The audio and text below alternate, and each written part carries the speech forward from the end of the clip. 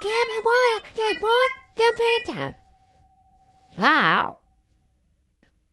On February 6th, 2016, a woman named Christina Kellen uploaded a video of her pet parrot talking like a human.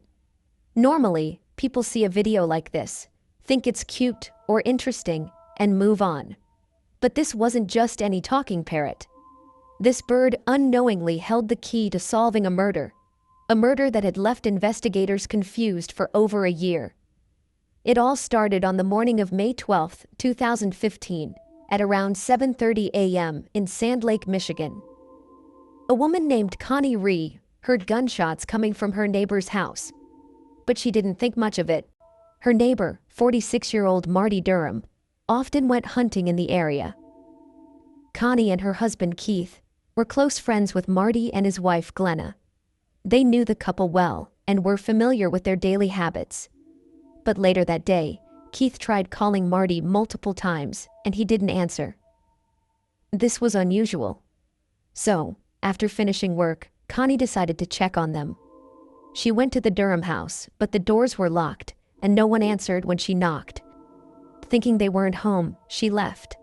But as the hours passed and there was still no word from either Marty or Glenna, Connie grew concerned. The next day, she decided to check again. This time, something was different. One of the doors was unlocked. She stepped inside and immediately noticed that the living room was a mess. It looked like someone had broken in. But nothing could have prepared her for what she was about to find next. As she entered the master bedroom, she froze. Marty and Glenna were lying on the floor, covered in blood. Panicked, Connie ran outside and called for help. Fortunately, a group of firefighters was nearby and rushed to the scene. When they arrived, it was clear that Marty and Glenna had been shot. It looked like a robbery gone terribly wrong. Marty was pronounced dead on the spot.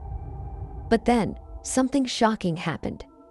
About an hour after the initial report, a police officer noticed something strange. Glenna, who was believed to be dead, was breathing. He rushed over, checked for a pulse, and to everyone's shock, she suddenly opened her eyes and sat up, despite having a bullet wound behind her ear. She was rushed to the hospital, where doctors confirmed that she had somehow survived. But Marty wasn't as lucky. He had been shot 5 times and didn't make it. Back at the Durham house, investigators searched for clues. They found a Ruger new model revolver under the couch and several bullet casings on the couple's bed. It was clear that this was the weapon used in the crime. But there was a problem. There were no fingerprints, no witnesses, and no clear suspects. If this was a robbery, who was the intruder? And why didn't they take anything? With no other leads, police started looking into Marty and Glenna's personal lives. And that's when they found something chilling. Glenna's phone records showed that 2 days before Marty's body was discovered, she sent a strange text to her mother. "Love you. Sorry." Moments after sending that message, Glenna accessed a website about Ruger new model revolvers, the same type of gun found at the crime scene. As investigators dug deeper, they also found 3 handwritten letters addressed to Glenna's children. These letters contained apologies, similar to the text she had sent her mother. Was this a sign that Glenna had planned something? Despite all this evidence, Glenna denied everything. She said she had never searched for a revolver online and claimed she had written those letters a long time ago. When asked about Marty's death, she insisted she didn't remember anything. At this point, she was the prime suspect, but there wasn't enough evidence to arrest her. And so the case remained unsolved until June 2016, when something completely unexpected happened.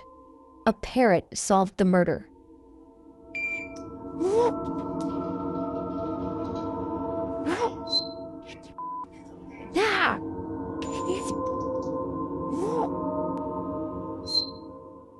You see, the African gray parrot in the video, his name was Bud, originally belonged to Marty. After Marty's death, Bud was given to his ex-wife, Christina. But what made Bud special wasn't just his ability to talk. African gray parrots are highly intelligent. They don't just mimic human speech. They also remember words and phrases, especially if they heard them in a stressful situation. And Bud had been in the house when everything happened. After living with Christina for about a month, Bud started doing something strange. He would scream and squawk, especially at night. Then, one day, he began repeating a conversation over and over again. It sounded like two people arguing. Christina was so disturbed that she recorded it. When investigators watched the footage, they realized what they were hearing. No, shit. No. Shit. No. No. Get your over now. No.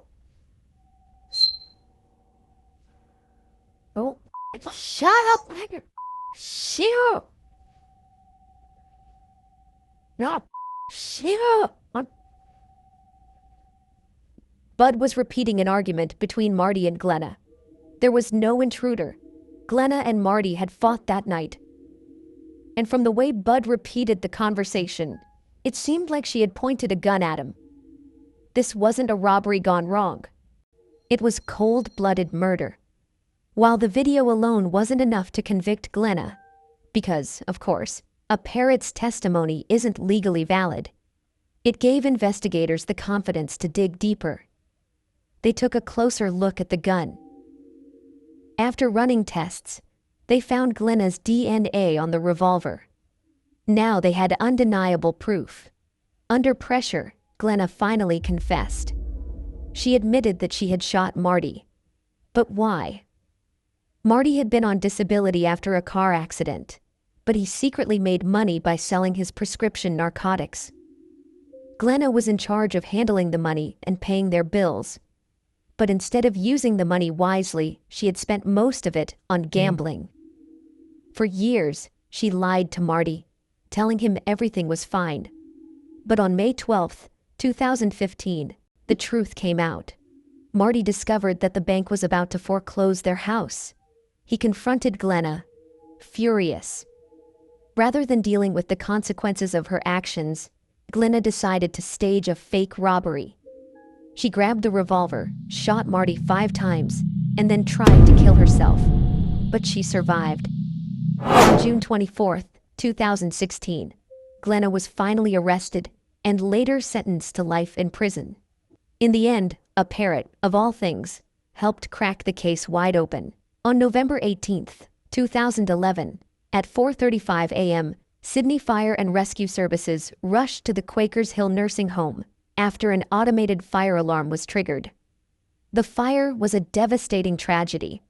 As the chaos started to settle, news outlets began interviewing those involved, including a nurse named Roger Dean, who was on duty that night. I just quickly did what I can, get everyone out, and the smoke is just overwhelming that, we got a lot of people out, so that's the main thing. I'm Roger, one of the nurses here. There was a fire, and I just did whatever I could to get everyone out. The smoke was overwhelming, but we managed to save a lot of people. And that's the most important thing, he told reporters. When asked about those who were still missing, he nervously responded, I'm not sure. The deputy has a list, and it looks like a few people are still unaccounted for. But everyone is trying their best to get them out. By the time firefighters arrived, the flames had already spread across a large part of the building. The fire was so intense that even with full protective gear, some firefighters struggled to get close. The situation was even worse, because the ward that caught fire housed elderly dementia patients, people who were completely unable to escape on their own. Rescue workers outside could hear desperate cries for help, but the extreme heat made it impossible to reach everyone. Despite the challenges, over 100 residents were saved. Among those assisting in the evacuation was Roger Dean, who made sure to run inside. to grab medical records. He was later stopped by firefighters before he could re-enter the burning building. At first, he seemed like a hero, but in reality, he was hiding something dark. Roger Dean wasn't just a nurse caught in a tragedy. He was the one who started the fire. For months, he had been stealing prescription medication from the nursing home, hundreds of pills at a time. Just a day before the fire, security footage captured him accessing the medicine cabinet 36 times in a single shift. But his luck was about to run out. Other staff members had noticed the missing medication and reported it to the police. Knowing he was close to getting caught, Roger came up with a horrifying plan: start a fire and destroy the evidence.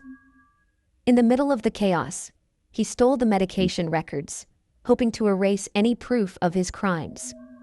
But in doing so, he caused a disaster that took 11 innocent lives. Me deciding to do that was... you won't believe it, but it was like Satan saying to me that it's the right thing to do. After his arrest, Roger tried to justify his actions in the most bizarre way. It was like Satan was telling me it was the right thing to do, he claimed. But there was no Satan, no demon. The truth was much simpler. He was a drug addict, desperate to cover his tracks. Investigators later found security footage of him smiling as he watched the fire burn, standing among the crowd of onlookers. The interview, where he pretended to be a concerned nurse, now had a much darker meaning. In May 2013, Roger Dean stood trial in the Supreme Court. He was sentenced to life in prison without parole for 11 counts of murder. A man who once claimed to care for his patients had destroyed their lives, all for pills. In the vehicle, lock all the doors, turn on the emergency flashers, and wait for help to come. Even if you have to wait all night, it's better to be in the safety of your vehicle and spend the night than to try to walk and get assistance. On December 29, 1986, NBC 7 San Diego aired a segment on highway safety, giving tips on what to do if your car breaks down. The advice was simple: stay inside, lock the doors, turn on emergency flashers, and wait for help. If strangers offered assistance, they recommended asking them to call the police rather than stepping out. The program also featured an interview with California Highway Patrol Officer Craig Pyre, who warned about the dangers of trusting strangers. Anything could happen. Being a female, you could be raped, robbed if you're a male, all the way to where you could be killed. Anything can happen, he said. If you're a woman, you could be robbed. If you're a man, you could even be killed. Once you get into a stranger's car, you're at their mercy. At the time, this seemed like an ordinary public safety message. But what most people didn't know was that it was actually a response to a chilling crime that had taken place just 2 days earlier, a crime that would later reveal a horrifying truth. The victim was 20-year-old Kara Knott, a bright and ambitious honors student at San Diego State University. She had spent Christmas Day with her family, celebrating the holiday before heading to her boyfriend Wayne Bautista's house to take care of him while he was sick with the flu. On December 27th, at around 8 p.m., she called her father to let him know she was heading home. The drive should have taken 30 minutes, but when 2 hours passed and she hadn't arrived, her parents became worried. At 10 p.m., her father, Sam Knott, suddenly stood up and said, "I'm going to find Kara." He got into his car and drove toward her boyfriend's house, hoping she was still there. But Wayne told him she had left soon after calling home. As panic set in, her family and boyfriend started searching for her, driving along the highway she should have taken. They spent the whole night looking, but found no sign of Kara. It was as if she had vanished into thin air. Then, at 5:15 a.m., the family's worst fears came true.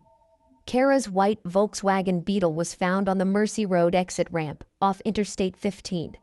The driver's side window was halfway down, The keys were still in the ignition and her belongings were untouched inside the car. But Kara was nowhere to be found. Her father immediately called the police, and officers began searching the area. Not long after, they made a gruesome discovery. Police found the lifeless body of Kara Knott, a pretty San Diego State honor student whose family had been frantically searching for her all night. She had been strangled, her body tossed off the old Highway 395 bridge.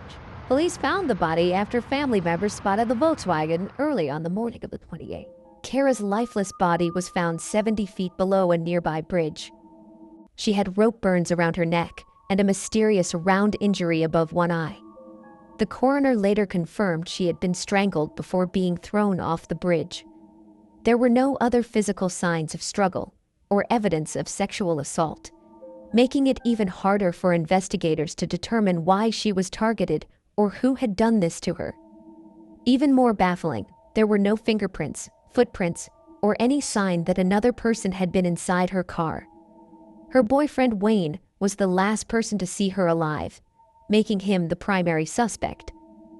However, he was soon cleared because he had been at home recovering from the flu when the crime happened. With no other leads, investigators turned to the only piece of evidence they had, a receipt from a Chevron gas station located 15 miles from the crime scene. This suggested that Kara had stopped for gas on her way home, but questioning the gas station employees led nowhere. With zero clues and no suspects, detectives turned to the media for help. As part of the public appeal, police broadcasted Kara's case on TV, hoping for tips from the public. This included the highway safety segment featuring Officer Craig Pyre, where he advised viewers to never leave their cars or trust strangers. Then, something unexpected happened. The police hotline started ringing non-stop, receiving over 24 calls from women. But these calls weren't about Kara. Instead, they all shared a terrifyingly similar story. They said that a patrol officer had pulled them over in the past and instructed them to drive down the same deserted Mercy Road exit. Very upset. I was on the verge of tears at the very beginning, and I was just about crying by about now. I didn't understand why I had to go to the bottom of the ramp, and I had asked him that. He said it was unsafe up on the shoulder on the freeway. These women claimed he would then keep them there for hours, sometimes even getting into their cars. The officer they were talking about was Craig Pyre, the same man who had just been on TV warning about highway dangers. When questioned, Pyre denied everything, claiming he was writing a ticket miles away at the time of the murder. But his logbook had visible eraser marks, raising suspicion. 1 week later, San Diego police launched a full investigation, with Pyre as the main suspect. What they found was damning.